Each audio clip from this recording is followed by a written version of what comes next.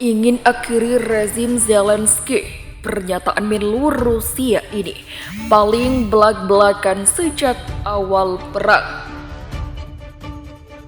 Menteri Luar Negeri Rusia, Sergei Lavrov mulai belak-belakan mengungkap misi penyerangan di Ukraina. Dia menyatakan misi Moskow di Ukraina adalah untuk membebaskan rakyat Ukraina dari rezim yang tidak dapat diterima. Pernyataan ini merupakan istilah paling belak-belakan yang pernah mereka gunakan sejak pasukannya menghantam Ukraina dengan rentetan artileri dan serangan udara. Kami bertekad untuk membantu rakyat Ukraina Timur untuk membebaskan diri dari beban rezim yang sama sekali tidak dapat diterima ini, kata Lavrov pada pertemuan puncak Liga Arab di Kairo pada Minggu malam waktu setempat. Rezim yang tidak dapat diterima yang dia maksud merujuk pada pemerintahan Presiden Ukraina Volodymyr Zelensky. Kami pasti akan membantu rakyat Ukraina untuk menyingkirkan rezim yang benar-benar anti rakyat dan anti historis, tambahnya. Komentar Lavrov mengikuti peringatannya pada pekan lalu bahwa Rusia berencana untuk mempertahankan kendali atas wilayah yang lebih luas di luar Ukraina Timur, termasuk wilayah Kherson dan Zaporizhia di selatan, dan akan membuat lebih banyak keuntungan di tempat lain. Pernyataannya kontras dengan pernyataan Kremlin di awal perang.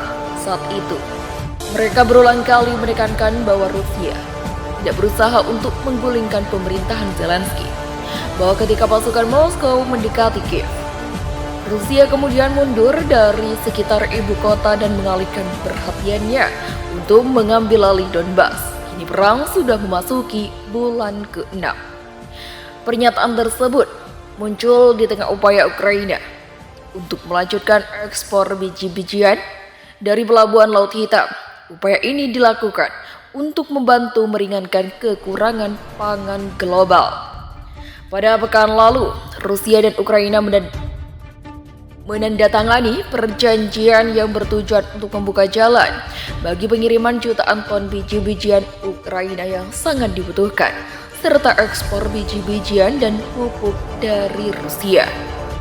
Wakil Menteri Infrastruktur Ukraina, Yuri Vaskov, mengatakan pengiriman pertama gandum direncanakan akan berlangsung minggu ini, sementara Rusia menghadapi tuduhan bahwa serangan akhir pekan di pelabuhan Odessa sama dengan mengingkari kesepakatan Moskow bersikeras bahwa serangan itu tidak akan mempengaruhi pengiriman biji-bijian. Selama kunjungan ke Republik Kongo pada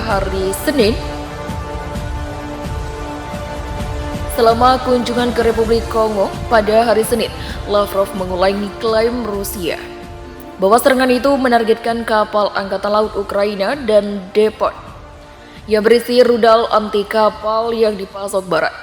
Dia mengatakan perjanjian gandum tidak mencegah Rusia menyerang sasaran militer.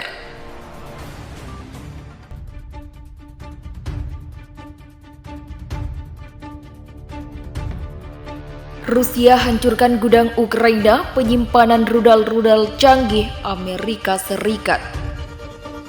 Pasukan Rusia menyerang dan menghancurkan kapal perang milik Ukraina di Odessa. Selain itu, serangan Rusia juga dilaporkan menghancurkan gudang senjata tempat Ukraina menyimpan rudal-rudal kiriman Amerika Serikat atau AS.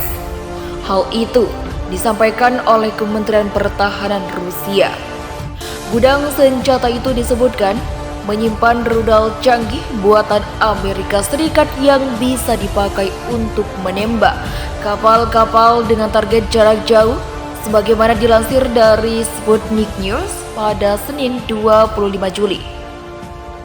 Selain itu, kata Rusia, dihancurkan pula semacam pembangkit energi yang biasa dipakai Ukraina untuk memodifikasi dan memperbaiki kapal-kapal perang mereka.